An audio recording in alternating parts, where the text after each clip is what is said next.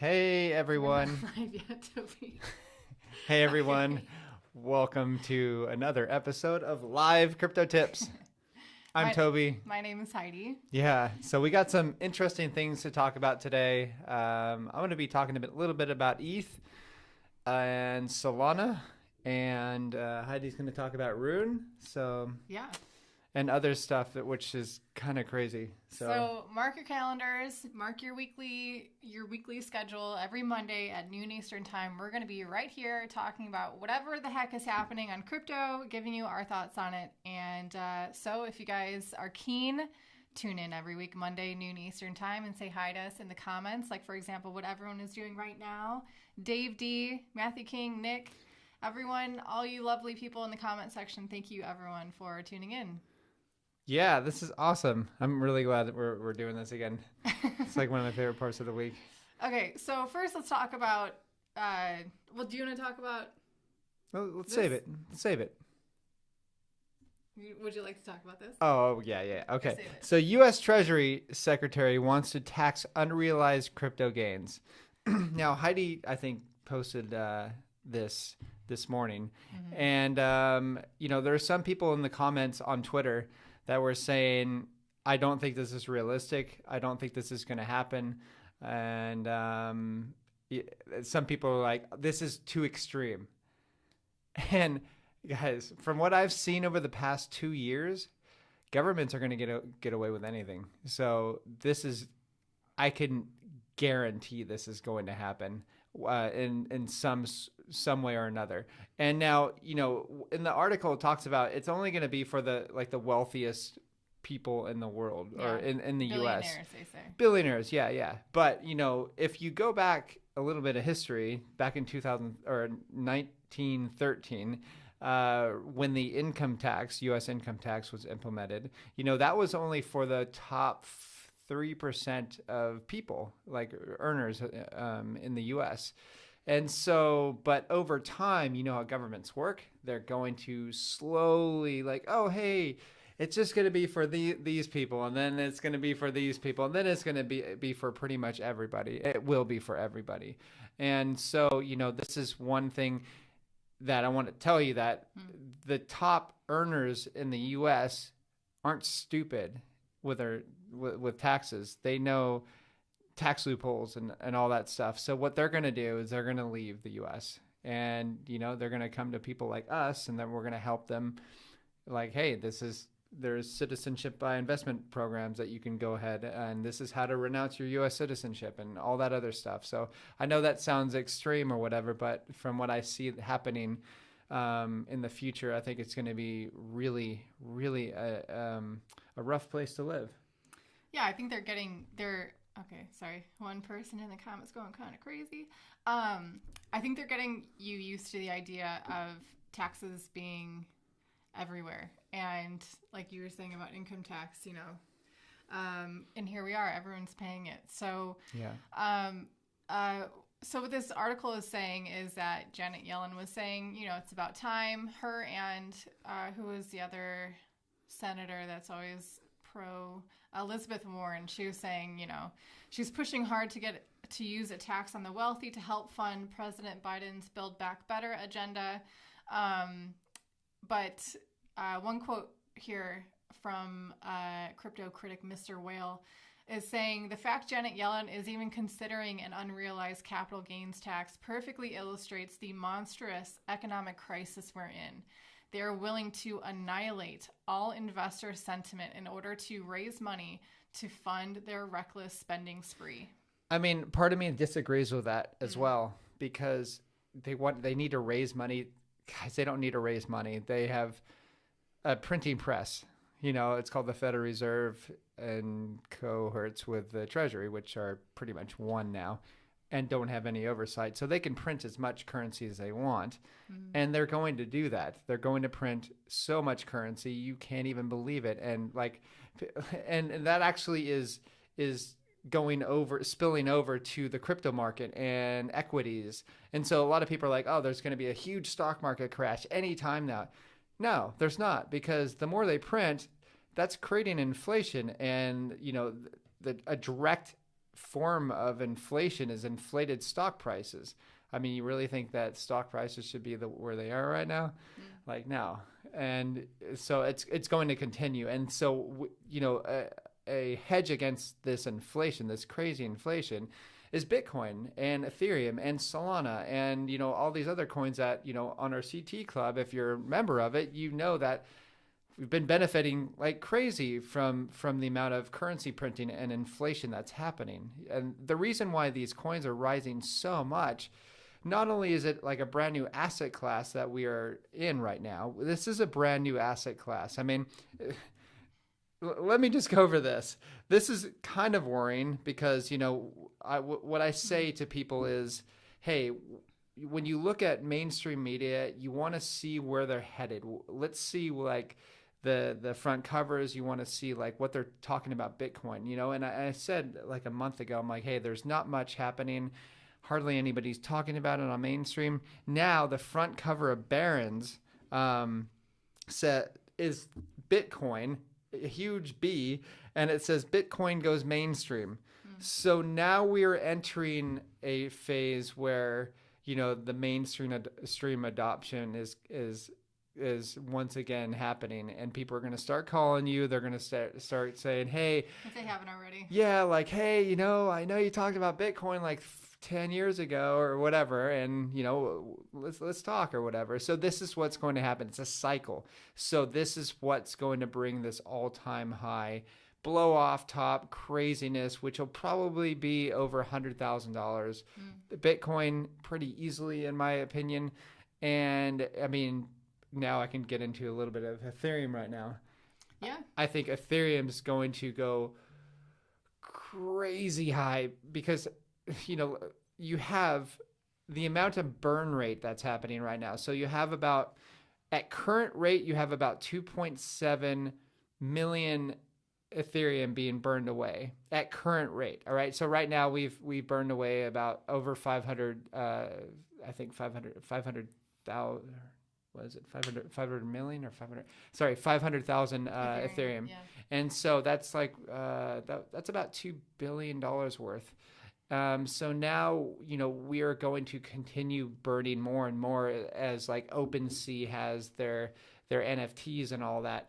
And so the more that Ethereum becomes popular, the more that it's going to be burned away because of those gas fees. And those gas fees are going to be incredibly expensive. And the supply is going to keep dropping. Meanwhile, you have 7.8 million ETH locked away from stakers since December. So this is rocket fuel, guys. Supply this shocks. Is stuff where you're going to see well past 10,000, probably 15,000. Some people are like $25,000 Ethereum. Who knows how high this blow off top is going to be?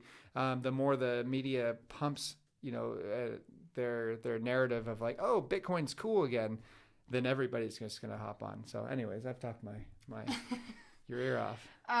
Yeah, I mean, the supply shock of Ethereum is going to prove it's one of the big reasons why a lot of people like Bitcoin. It's what a lot of other coins are now doing with these token burnings, with Binance being one, PancakeSwap another famous one.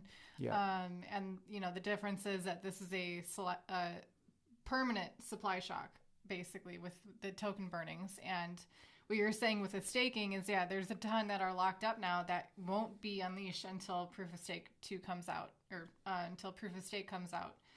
So it's 2 years, maybe? Year and a half, maybe. I mean, who knows? Probably 2 years. My guesstimate, it's about 1.5 to 2 years out, just because I have been used to how slow Ethereum comes out with these things. So yeah, we had some good points. Just getting back to what we were talking about, the Janet Yellen, what she was saying about the taxing unrealized gains, is he's saying they're trying to scare people to sell to increase taxes coming in, which is an interesting idea as well. But yeah, also, how would they deal with, would they also recognize unrealized losses? So could you be getting paid from your government for holding on during a bear market? I don't think they're going to do anything to really benefit people. Obviously. You know what I mean? They're not going to make that as readily available. No. So Yeah, it'll be interesting. And inflation is definitely not transitory, like regardless of what Jerome Powell says. So Jerome Powell is the federal chairman, Federal Reserve chairman. So he lies so much, that guy. Oh my gosh, these guys are so evil. It's unbelievable. I am shocked that they even have a microphone, and people have not arrested these people yet. Like, it's crazy. They're their favorites. Okay. Talking about coins that can pump, Sheba Inu has been going crazy lately. You know, everyone's asking, do you have Sheba? What do you think of it? And people are very excited because of the price. And then there's this news coming out that Elon Musk on Twitter has mentioned that he doesn't own any. And then shortly after, it says Sheba plummets 20%. This is after it like pumps so much. So this correction was probably going to happen either way. And I don't know. What do you guys think of Elon Musk and his comments on crypto? He's definitely becoming more vocal on Twitter again. So is this one of those indications of the last leg of the bull run, the top, where people like Elon are, you know, they want to do what they can to affect whatever price of whatever coin that they're holding. For example, Doge. He was saying Doge is the people's crypto because he talked to some employees that he has at his companies, and most of them hold Dogecoin. So for him, that meant it was the people's coin. They're probably holding Dogecoin because he's been so freaking vocal about it, and they want to ride that pump just like everyone else. Whether they're actually using it or not, it's probably more speculation. I mean, meme coins do great. So like in 2021. Yeah. Yeah. Anyway, I just wanted to bring that up about Sheba Inu because it's been kind of a clickbaity thing for a lot of people. So let's get on to Matic. Yeah. Crazy. So there might have been some confusion. I think there was some confusion. Earlier this summer, there was a hack that happened on a network called Poly Network.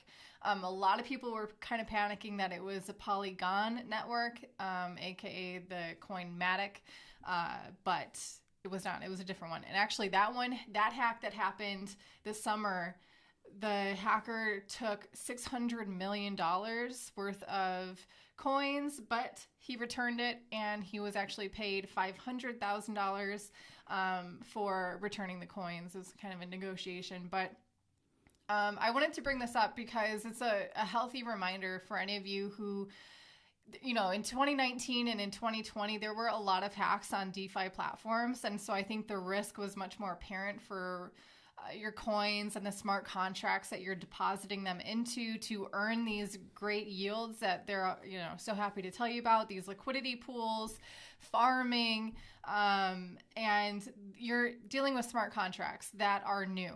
I don't care how much confidence any of these developers have in them. Over time, more and more eyes will be looking over these smart contracts and finding bugs. But again, links for all these news stories that we're talking about is in the video description, so feel free to read along. So we're talking about what happened on Polygon is that there was a white hat hacker, which is basically someone who analyzes code looking for potential vulnerabilities or bugs or mistakes in the code that someone can exploit to get money from. And they take that problem and they responsibly disclose it to the developers of that code so then they can remedy it. And in exchange for that service of helping to protect that platform and the people who use it, these developers and their team should have funding for paying these people to do that. These are called bounty programs. And Polygon is one of these platforms that has reserved a large amount of money to pay these people to incentivize them to find the bugs. They're like, okay, here's our code. Show me what's wrong. If it's a serious enough vulnerability, then I'll pay you a lot of money. And this guy got paid $2 million. It is a record for the amount of money a white hat hacker has received in exchange for finding a vulnerability. Typically, they range from like $1,000 to like the less severe type bug that they find, all the way up to $2 million. So this guy hit the mother load. Well, I also think that these bounties are going to be much more than 2 million now because there's so much more money involved in this space. Yeah. So, yeah. I mean, this is like the incentive, guys. Like, no coder, is going to want to get paid just a couple $1,000s for finding an exploit which is worth millions. Like, yeah. why Well, would the you better do that? coder that you are, the more likely you are to find them, to identify the Exactly. less obvious bugs. Yeah, and there will be bugs. There's going to be some drainage going Yeah. on, so there's going to be a lot of people that are going to lose everything. These exploits are going to get really vicious, especially during the top of this bull. Yeah. There's going to be so many scams, guys. You got to watch out. Like, Yeah. don't be tricked. And I spoke about this in a previous video talking about, how to identify rug pulls and scammy DeFi platforms. Having a bug bounty program is an excellent indication that they care about the future of their project. They are investing literally millions of dollars into the longevity of their code, of the smart contracts that you're going to be depositing coins into, and they want it to be robust, and they're willing to pay for that. So look if it has a bug bounty program. Wow, we have a lot of comments. Yeah. We have 350 people watching right now. Tracy, so hi, everyone. Blue Alpha, what's up, Richard? Oh, good to see you guys. Yeah, if you guys are enjoying these live streams, please hit the like button, and we're going to keep them going. If you hit the like button and if you're commenting, the more activity we get on this live stream, the more people are going to be notified that it's happening. And if you guys know friends who are just getting into crypto and they haven't been introduced to this channel yet, go ahead and share this out as well. So this guy, Average Joe, is asking, are the unrealized gains only for stocks or crypto also? Crypto also. Yeah, so that's what I thought. And property. Yeah. So if the housing market is in a bubble, and yeah, we can go back to the unrealized gains thing. It's just the whole concept of, it's very similar, in my opinion, to something like an expiration date on the CBDC that China's unleashing. It's, you have very little control over the wealth that you can acquire and save, because even if you're not selling it to actually use that profit for yourself, it's being taken away from you. It's awfully discouraging, especially, them framing it as, oh, it's only going to be for the ultra rich, only for the billionaires. Still, are you really that far away? Especially if you're investing in cryptocurrencies, that's a much more likely situation that you can achieve much greater wealth than you would have if you were just a cog in their machine. And so for me, this is just an act of discouragement, and yeah. Not exciting. Let me go over this. Okay, Jerry Bullett says, I heard ETH 2.0 was moved. Do you think the top will be end of next year? Well, I mean, as far as the top of the market, I'm seeing. I think this market's going to move faster than most people think. I think we are probably maybe 3 months out from the top of the market, maybe 4 months. I could be completely wrong on that, but we'll have to see where the narrative from mainstream media takes us. I kind of see it going that way because it depends on how much. What I want to see is mainstream heads going, hey, let's talk about this coin. How high could this coin go? This is what happened in 2017, 2018. They hopped on all these stupid coins, and they all these knuckleheads out there that didn't know what they're talking about on CNBC, of course. Mm-hmm. And, they suckered these people in at the very top of the market, and that's really dangerous. So just make sure there's a purpose. There's a good reason why we would want to look at mainstream news, but there's also, we need to look at the other side of why they're allowing this information to be talked about. And, may think it's conspiracy or whatever, but this is actually what happens. Like, for instance, Kramer, when he's friends with hedge funds, and he, front runs people, and he's even said that he's done that. Yeah. So like, he's one of the top, crypto or stock people that give their advice on CNBC. Mm-hmm. So these people are, I don't even. They're great. Yeah, great. That's why you have channels like this, so we're not front running anybody.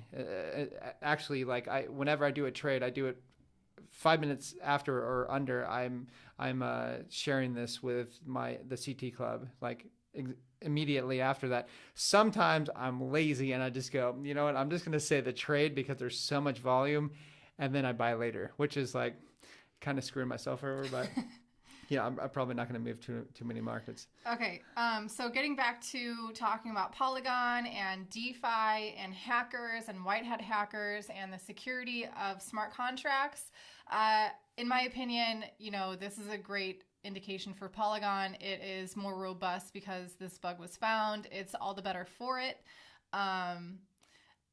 And it is what it is. This should be expected for any DeFi platform that's going to continue to grow. Yeah. Also, the more money that is locked up in these DeFi platforms, the more incentive it is for people to find these bugs, whether it's a regular hacker that's going to do so and steal it, or a white hat hacker that's going to do so and get paid for it. Just for example, like I think Solana just hit an all-time high for the amount that is locked up in their DeFi platform. So the money is pouring in. So the last one I'm going to talk about, and it was in the title today, is ThorChain, RUNE. Keep an eye out for this coin, because what else happened this summer? This one was hacked a few times. Yeah. Within 2 weeks, it was hacked several times, basically. And even the hacker who was doing it left a message saying, get your stuff together before you are dealing with this much money. Basically, they're saying like you're moving too fast with either marketing or putting it out there. You're not ready. So hopefully ThorChain has a similar bounty program. I'm sure what happened this summer was a healthy reminder for them to don't forget about security. So this one was pretty much not functioning. They weren't having their liquidity pools. They kind of slowed everything down, which might speak to how centralized it is. I'm not sure. But now they're opening their liquidity pools back up. They have opened their LP with Ethereum, and proof that this has been kind of long awaited. They still have a lot of interest from people wanting to use this platform, is that they had like $2 million worth of trading volume, like in the first couple hours of them launching this. So that's really good. Not to mention the fact that its all-time high was like $20 back in May. And it's up like 14.5% right now. It's about $12.99 last I checked. Let's see what it is for sure right now. But so it has a way to go. And it's $12.94 right now, according to CoinGecko.com. But what I think is cool about this one and makes me hope that it can continue on is that it's one of the few decentralized exchanges that allows you to trade with original Bitcoin. You don't have to wrap Bitcoin or anything. You can use it as a decentralized exchange for your Bitcoin, which there aren't that many out there. So basically any platform that's offering DeFi and a decentralized exchange that's outside of the Ethereum ecosystem, and even better, it can mesh with lots of different ecosystems. Very promising. And I think there's a reason why Eric Voorhees is very excited about ThorChain. It is new, and what happened this past summer is a healthy reminder of that. So I just want to keep hammering that home for you guys is, you know, it's so exciting seeing all these hundreds of APYs that you can be earning if you're contributing coins to these liquidity pools, these smart contracts. But you need to understand the multiple different kinds of risks involved with that. And I've done many videos on those topics, so feel free to explore this channel and all of the many videos we posted. So we got a super chat. Let's get into these questions. Oh, super chat. Yeah. Okay. Jerry. Thanks for the answer. Thanks, Julie. Thanks, Jerry. For the super chat. Thanks, buddy. Okay, so let's get into Space Donkey. He says, does it help to write down an exit plan for this bull run and stick to it? I think you should be flexible, and also, you know, when we will let everybody know when we are selling our crypto, yeah. You know, and what cryptos we're selling and at what percentage we're selling. What do you mean? What do you mean when you say be flexible? Say, okay, so for instance, like I said before that, hey, no matter what price, I'm going to be, or no matter what price Bitcoin goes to, I'm not going to sell it. Mm-hmm. Whereas, you know, Heidi and I have been dollar cost averaging for a very long time. Uh-huh. And so with that said, I think we're going to take a little bit of profit off of Bitcoin if it reaches like certain levels. And what levels those are depends on how fast we rise. And I want to see the parabolic move up. We have not seen that yet. I think it is really important to have an exit strategy written down and ingrained in your memory. Yeah. And maybe not be too flexible, because for me, that translates to letting your greed take over your decisions. And that could lead to you waiting to take profits, missing an opportunity, and holding a bag of coins that you wanted to take profits of, and now you're just waiting for it to pump up again and reach another all-time high. Maybe it doesn't in this cycle. Maybe it doesn't survive the bear market, depending what coin you're talking about. But especially as a new investor, I think it's very, very helpful and wise to have an exit strategy, have an investment plan, period, and stick to it as best you can. Maybe with some wiggle room, things can change, but I think generally, don't be too flexible to favor your greed, because that could go badly. Yeah, and things aren't going to last forever. It's not going to go up forever. Please keep that in mind. There's going to be people telling you, even Willy Woo says this bull run will never end. Guys, it might, if you compare a bull run, we've been in a bull run for 10 years now, 11 years now. If you want to compare, compare it that way. Have you seen, there's that one meme where it's a guy on the street and he has a sign, it says a phrase and it says, "Prove me wrong." And his thing says, "Bitcoin's been in a bull run since 2009. Prove me wrong." I mean, it essentially has. I mean, if you have a 10-year outlook and you bought it, you put $1,000 into Bitcoin at 2009 and you took it out now, you'd be ridiculously wealthy, So you would think, wait, what bear run or what bear market, So an interesting thought is that Bitcoin will probably bottom around here, these levels around here.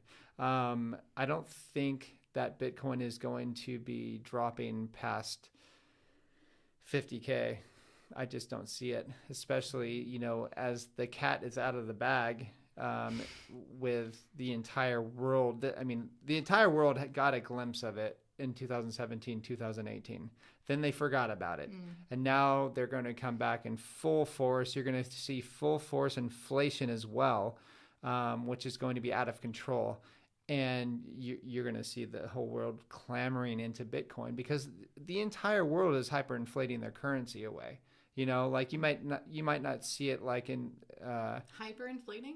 Hyperinflating, yeah, for sure. They are going to be hyperinflating their currency. Yeah. Okay. Yeah. So I mean, look at Jack Dorsey even said, I think we're on the road to hyperinflation, and he knows. He studied history. Whether you like him or dislike him, that was actually pretty truthful. So anyways, let's get into this. Okay. Nathan Powell had a question. Oh yeah. How do you see Bitcoin handling a global financial collapse? I think it's going to drop dramatically at first, as everything does. There'll be a lot of confusion, because people are going to be like, where do we go? Sell Bitcoin, sell everything into dollars, because they're so used to that.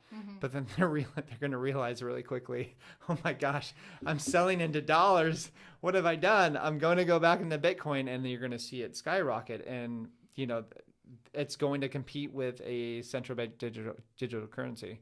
That's essentially what's going to happen. So, I mean, remember that I said that. Okay. Sam Jack says, ADA or Sol, which is better in your opinion? Well, I would hold both. What do you value more? I think I mean, if you want to, my position right now is Solana. I have triple the amount of Solana than I do ADA. That's just me right now. And, that can change if, ADA comes out with a great platform or, great NFTs and all that stuff. And I'm really looking forward to using all that.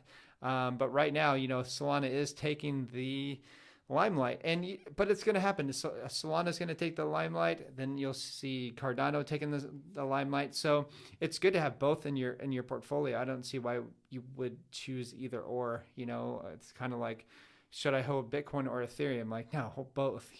Those Bitcoin is monetary. That's the new gold pretty much, and Ethereum is pretty much the oil for the future financial system. So yeah, it's going to be incredible to watch.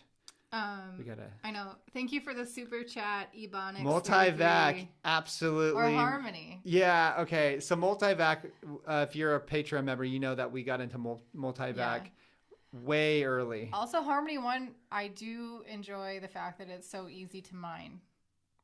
And it's kind of like trying to, make that as accessible to people as well. Sure. I think I would love to see crypto focus more back on the mining aspect of, kind of how Bitcoin was created was the fair launch, the fair distribution of the coins was basically if you cared about to know enough about it, to learn about it, and you had a super cheap computer, you could mine and earn Bitcoin without having to invest, large amounts of money, give away any of your identifying information, contributing to the security of the network.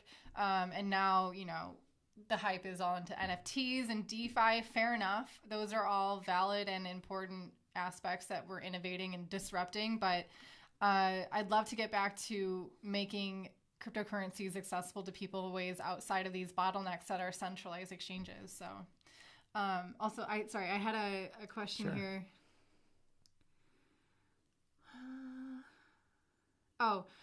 From VK, are they going to tax paintings, collections, Jay Leno's car collection, jewelry? I mean, they're going to be taxing whatever they can track, right? Yeah, those are harder to track. There's going to be an interest in these kind of, off the record investments, also privacy coins. If you know how to use a decentralized exchange, if you know how to anonymize your coins, these could all be very helpful skills for you in the future. Just in general, if you want to just disconnect from all that, but you know, to each their own.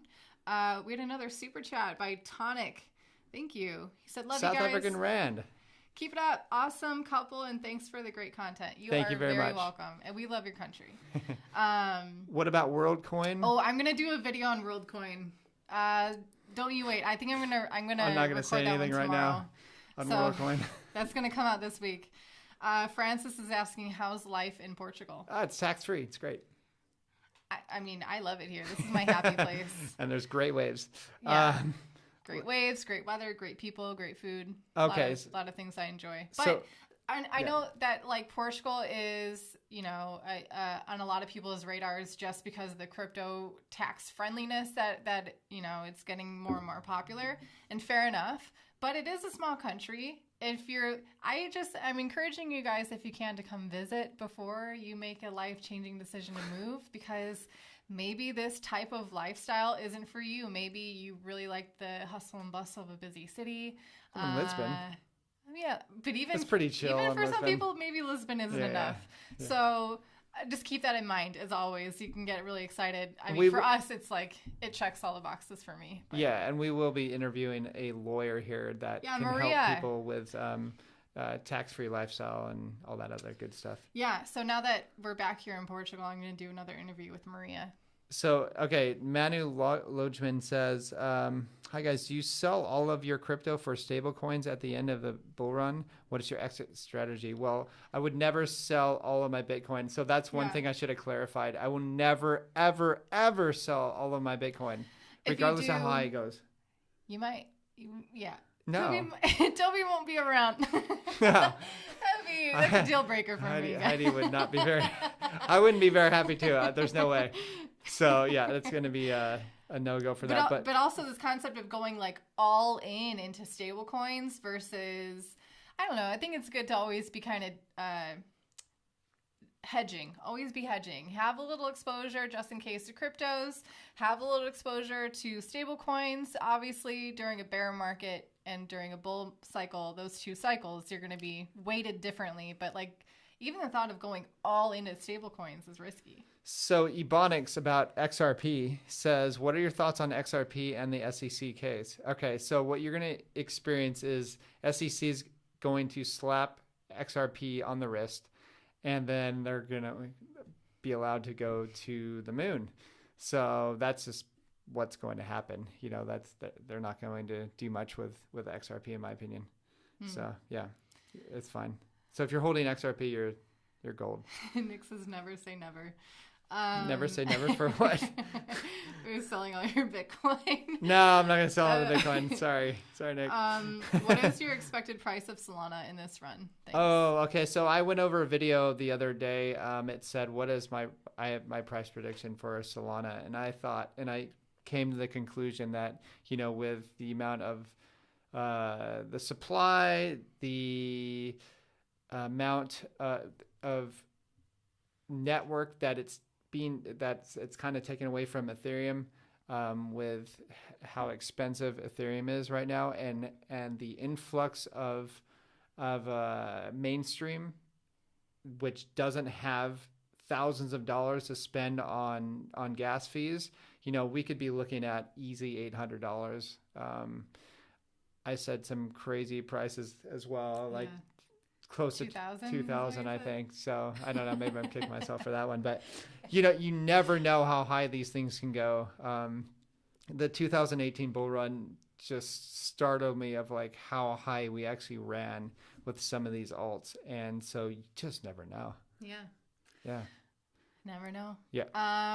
I think that's going to wrap it up for this live stream, guys. Yeah. But don't you worry. If you want to get more conversations, I'm going to be in our Discord channel, which I'm going to put a link for it right now in the live chat. So for those of you who are watching the live chat or you're in there, go ahead and click that link and follow me over to our Discord. And I'll be there for probably another 30 minutes, 45 minutes or so, however the conversation takes us. And oh, I just got here. Hold on 1 second. You what? 1 second. And anyway, so that's what we're going to be doing after these live streams is we're going to take the conversation over to our Discord, and you can say hi to all of our lovely moderators there, because they're great guys, do a lot of help for us and helping the newcomers get to know everything. And we have a meme channel, which is hilarious. We have a channel for NFTs, for DeFi, for exchanges, for wherever you're living, how crypto is for you, your local government, and your experience of crypto life for you. It's a really cool community.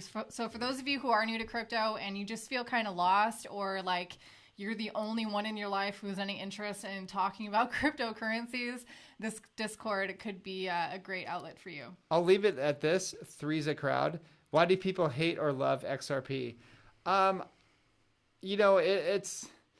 It's very centralized, but it also sometimes centralized coins can help. Centralized networks can actually help and make your transactions a lot cheaper. So for instance, there's a reason. Yeah. So for instance, if you want to send Ethereum somewhere, like why not use TRC20 instead of or like Tron? I think what's Tron? Tron or like TRC20 or off Ripple as well. So like you can send USDT somewhere for way cheaper instead of spending $25 or whatever, which is the there's average there's a reason why platforms are very tempted to go the centralized route, because it makes things easier, because they can just control it rather than having a community come together and decide how things go. But wait for ETH 2.0. I'm really looking forward to that. In the meantime, Solana's and Cardano should probably take over that. Yeah, but also like this whole thing of like how polarizing XRP is. I mean, I think that fact is going to benefit it in the long run, because it's always going to be a topic of conversation, whether people hate it or love it. They're going to like to talk about it, and that's going to play a positive role in its just network effect and exposure to people in general. So, and it's not going anywhere, so let's just leave it at that. All right, guys. Okay. Well, if you like this, please subscribe to our channel, and we're going to do this every Monday. So. Please stay disobedient. And if you have any questions, get us in the Discord. Yeah. All right. I'm going to paste it again right here for those of you who might have missed it. Meet me there right now. And thank you Say for hi. all the super chats, guys. Yeah. Thank you, guys. Love it. Bye-bye. Bye. It's like awkwardly weird.